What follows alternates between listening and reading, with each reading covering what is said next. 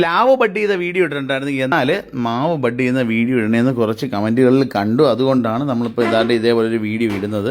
നല്ല സുന്ദരമായൊരു മാവിൻ്റെ നല്ല കായ്ച്ചുകൊണ്ടിരിക്കുന്ന നല്ല സുന്ദരമായ ഒരു മാവിൻ്റെ ഒരു സയോണായി കാണുന്നത് ഇതിനകത്തുനിന്ന് വേണം നമ്മൾ ബഡ് വുഡ് എടുക്കാനായിട്ട്.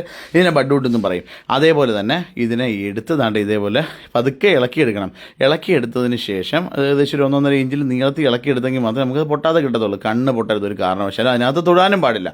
കണ്ണിനകത്ത്, അതായത് കണ്ണെന്ന് പറഞ്ഞാൽ ബഡിൻ്റെ ആ ഇലയുടെ ഇടയിൽ നിന്ന് വരുന്ന ചെറിയ മുകുളം പോലെ വരുന്നില്ലേ, അത് ഇളകാൻ പാടില്ല. അതിനകത്ത് തൊടാനും പാടില്ല.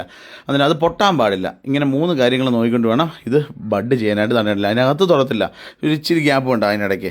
അന്നേരം അത് നോക്കിക്കൊണ്ട് ഇനി നമ്മൾ നല്ലൊരു ടേപ്പ് എടുത്ത് വെച്ചിട്ട് അതിന് ടൈറ്റ് ചെയ്ത് കെട്ടുക. നല്ല സൂര്യപ്രകാശം കിട്ടുന്നിടത്ത് വെക്കുക.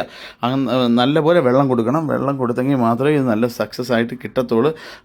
അത് പ്രത്യേകം ഓർക്കേണ്ട ഒരു കാര്യമാണ്. അന്നേരം നമുക്ക് ഇതേപോലെ നല്ല മാവും അതേപോലെ തന്നെ പ്ലാവും നമുക്ക് ഇതേപോലെ തൈകൾ ഉണ്ടാക്കിയെടുക്കാൻ ഏറ്റവും നല്ല. പിന്നെ 1 or 2 ചെടിയൊന്നും ചെയ്ത് കഴിഞ്ഞാൽ ഇത് കിട്ടണമെന്നില്ല. അത് എടുത്തു പറയേണ്ട ഒന്നാണ്. 1 or 2 തൈകൾ ചെയ്തിട്ടില്ല, നല്ല ബൾക്കായിട്ട് കുറച്ച് കൂടുതൽ ചെയ്തെങ്കിൽ മാത്രമേ കുറച്ച് കിട്ടത്തുള്ളൂ. അന്നേരം അതും കൂടെ ഓർക്കുക. അത് മാത്രമല്ല 10-45 ദിവസം വേണം ഇത് നന്നായിട്ട് ഒന്ന് സെറ്റായി വരാനായിട്ട്. 30 ദിവസം കഴിഞ്ഞതിന് ശേഷം പച്ചപ്പുള്ളതിനെ നമ്മൾ ഇളക്കി വിടും.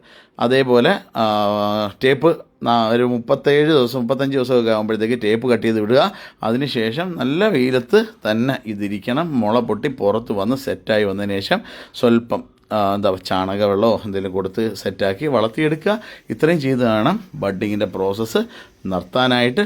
അന്നേരം താണ്ടെ ഒന്നുകൂടെ കാണിച്ചു തരാം. താണ്ടെ ബഡ് ഇളക്കുന്നത് കണ്ടിട്ടില്ലാത്ത ആളുകൾക്ക് വേണ്ടിയിട്ട് താണ്ടെ ഇതാണ് ഒരു വലിയ മരമായിട്ട് വരുന്നത്. എന്നാലിത് ചെറിയൊരു കാര്യമല്ല അല്ലേ.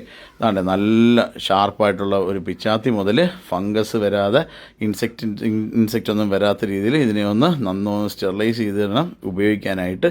അതേപോലെ മണ്ണിലൊന്നും അധികം ഇടരുത്. അതാണ്ട് ഇതേപോലെയൊക്കെ ചെയ്തിട്ടെങ്കിൽ മാത്രമേ ഇത് സക്സസ് ആയി കിട്ടത്തുള്ളൂ. ഇല്ലെങ്കിൽ ഫംഗസോ നമുക്ക് ഓപ്പറേഷന് പോകത്തില്ല. അതേപോലെ തന്നെ ഇതും ഒരു ഓപ്പറേഷൻ്റെ പ്രതീതി തന്നെയാണ് അല്ലേ. അന്നേരം പ്രത്യേകം ഓർക്കുക, നല്ല സ്റ്റെറിലൈസ് ആയിരിക്കണം സാധനം. എന്തെങ്കിലും മാത്രമേ, ഇല്ലെങ്കിലൊക്കെ ചെറിയ ചെറിയ മൈന്യൂട്ടായിട്ടുള്ള കാര്യം മതി ഇത് നശിച്ചു പോകാനായിട്ട്. അന്നേരം ഈ വീഡിയോ നിങ്ങൾക്ക് ഇഷ്ടപ്പെട്ട് കാണുമെന്ന് വിശ്വസിക്കുന്നു. അതേപോലെ തന്നെ നിങ്ങൾ കൃഷിയെ ഇഷ്ടപ്പെടുന്ന, അതേപോലെ തന്നെ കൂട്ടുകാരുണ്ടെന്നുണ്ടെങ്കിൽ, കൃഷിയെ ഇഷ്ടപ്പെടുന്ന നിങ്ങളുടെ കൂട്ടുകാരൊക്കെ ഉണ്ടെന്നുണ്ടെങ്കിലും നിങ്ങൾക്ക് വേണ്ടിയിട്ട് മാക്സിമം ഒന്ന് ഷെയർ ചെയ്യുക. വീഡിയോ ഇഷ്ടപ്പെട്ടെങ്കിൽ മാത്രം ഷെയർ ചെയ്യുക. കാര്യം ഒന്ന് ലൈക്ക് ചെയ്ത് കഴിഞ്ഞാൽ ഇതൊക്കെയാണ് നമുക്ക് വീണ്ടും വീണ്ടും വീഡിയോ ഇടാനായിട്ടൊരു പ്രചോദനം. എന്നാലും എല്ലാവർക്കും ഒരിക്കൽ കൂടി ഹൃദയം നിറഞ്ഞ നന്ദി. താങ്ക്